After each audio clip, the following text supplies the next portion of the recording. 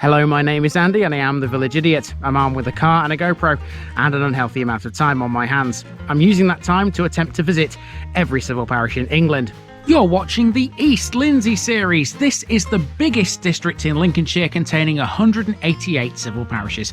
Without further ado, here's today's offering. Welcome back to East Lindsey again, folks. Now, what is normally a good indicator that you're in the countryside, do you think?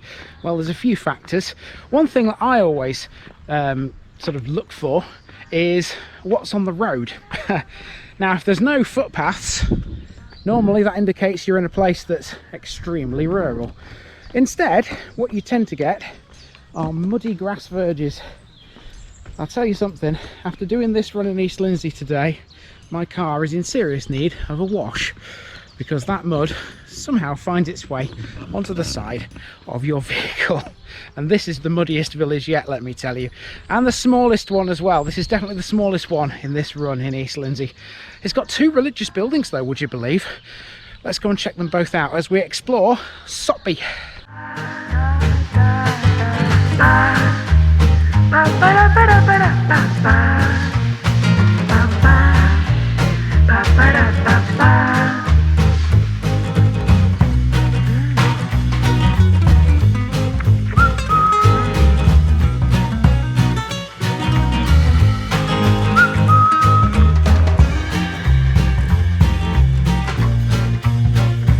The East Lindsey series is sponsored by Gainsborough Cycles, 01427 617 752. For all your cycling needs, this is your one-stop shop, located at 20 Ropery Road, Gainsborough, or online at gainsboroughcycles.com. There's a link in the description. Gainsborough Cycles, ask for Trevor Halstead. Here's my disclaimer for people who may be watching me for the first time. I say things as I would in my native accent and dialect. As a result, I may not pronounce things in the same way as the locals do. Remember, I'm a visitor. It's impossible to know everything. Leave me a comment, spin me a like, and bash that subscribe button. Let's get to today's parish video.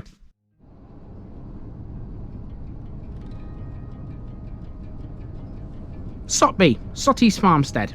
The last one in this current run of East Lindsey parishes is the smallest, but that doesn't mean it's the least interesting. Nope, I can confirm that Sotby is far from disinteresting, despite the fact it's nothing more than just a tiny dot. Consisting of two roads, one that runs east to west through the main village cluster, and the other north to south from a central junction, Sotby is well out of the way of anywhere. It lies midway between the market towns of Horncastle to the south and Market Rasen to the north. The population of the village is less than 100, and so its details are included with the data for Market Stainton, which is the nearest settlement. Sotby has two religious buildings, one a church, the other a chapel. They're at opposite ends of the village, which lacks any basic facilities, so their presence is a bit surprising. To the south of the village is the massive Sotby Wood, which is a valuable resource for timber. Before all the environmentalists chime in though, the wood is managed, meaning anything cut down is replaced. You could count on the fingers of one hand how many of Sotby's residents could have been considered famous down the years, but one man who currently lives here is making a name for himself with his art. Let's discover just who that might be as we walk around this lovely little piece of East Lindsey loveliness.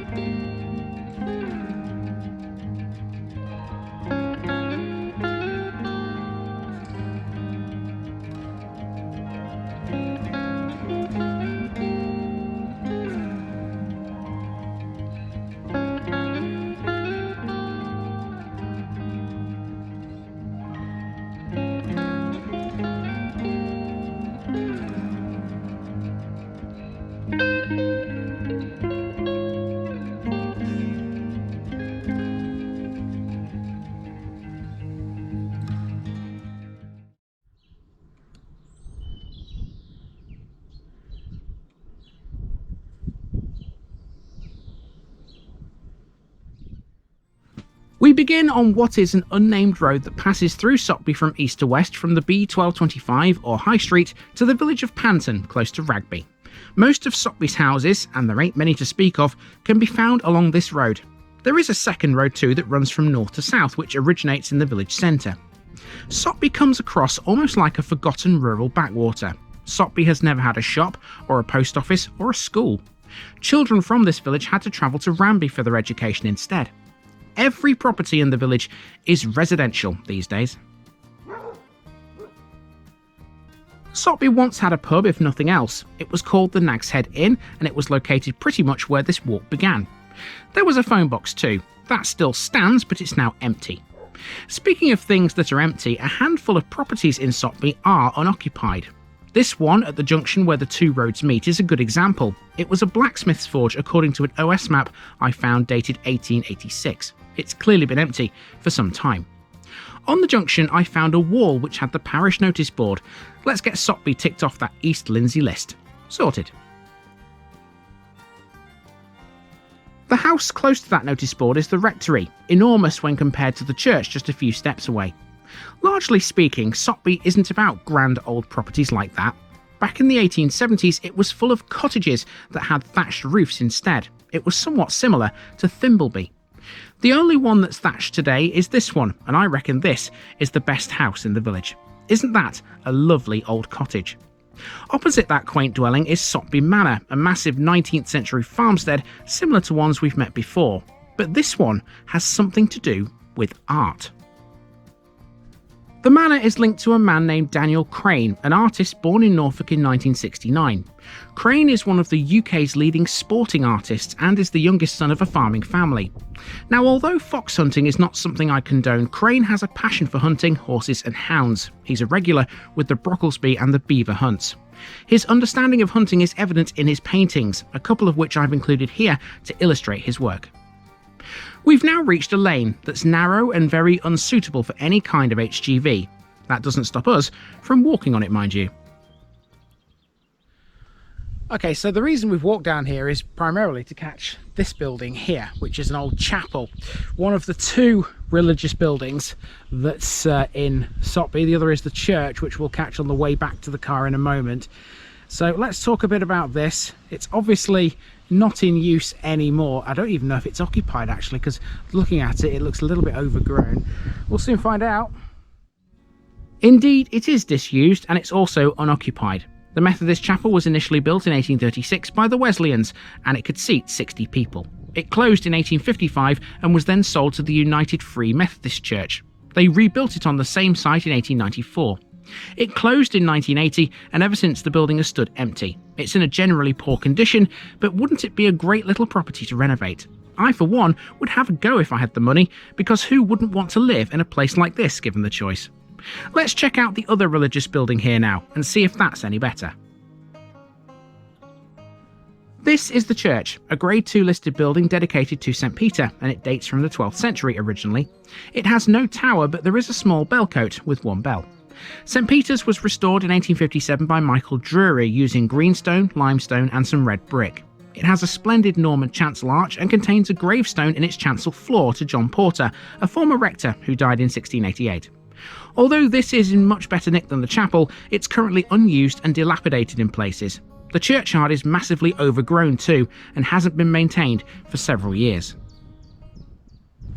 Well, let me tell you this Strava map at the end of the video is going to look interesting because there's only one way in and one way out of this churchyard. I've only just discovered that. I thought there was an exit that end, but there isn't. I've got to go back to the entrance over there where I came in. So it's going to look a bit weird on the map, but there you go. That's just how it is, I suppose. If you follow Moor Lane southeastwards, you're heading in the direction of Sotby Wood, also known as Sotby Forest, probably due to its size. Make no mistake about it, it's a big patch of trees compared to most. It covers 116 hectares and is managed by the Forestry Commission. It's open for public access, but it has no formal recreation facilities. The woodland is a mixture of broadleaf and conifer species and has no formal environmental or heritage designations. Consequently, parts of the wood are used for the production of timber via clearfelling. Any felled trees are replanted with new ones, thus offsetting the environmental impact. Make no mistake about it, folks, Sotby Wood is quite a large one. If you were to walk through it, it would take you quite a long time actually, which is why we're not going to do so. But there you go, there's the edge of it, as it were. Goes for quite a long way between this road and the next one down to the south. And there you go. That has been the parish of Sotby. Really small, but another one that you could spend quite a lot of time in, quite frankly, because It's just so peaceful. There's no way to sort of dress this up. It's out of the way of everything, and all you can hear, if I shut up talking, it's the beautiful bird song. The beautiful bird song of the East Lindsey countryside. And I think that's one reason I love Lincolnshire so much, because of this tranquility, shall we say. Time to move on to the next one here in East Lindsey, where hopefully this tranquility will continue. Beyond the woods, Sotby Parish comes to an end. This road runs due west towards Panton before turning sharply south to bring you back to Langton by Ragby, where this latest run began. Next time in the district will be in this same area, close to Horncastle. There are plenty more of these tiny villages yet, and I'm definitely not through.